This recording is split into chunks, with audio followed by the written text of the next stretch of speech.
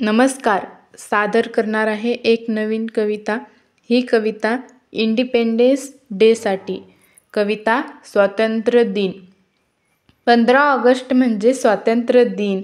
तो दिवस भारतासाठी होता नवीन. 15 ऑगस्टला होते तिरंग्याचे ध्वजारोहण आणि पारंपरिक वेशभूषा. स्वतंत्रपणे जगण्यासाठी भारताला मिळाली नवी दिशा. तिरंगा फडकताच होते राष्ट्रगीताचे गान.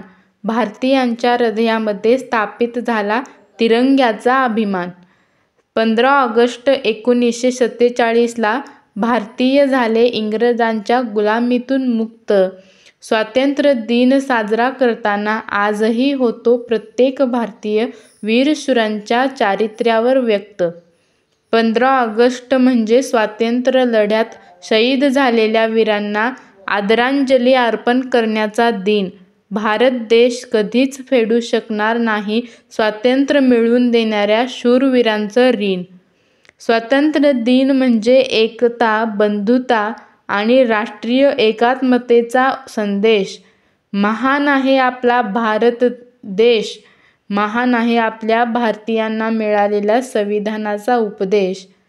महान आहे आपल्या भारतीयांना मिळालेला संविधानाचा उपदेश. धन्यवाद.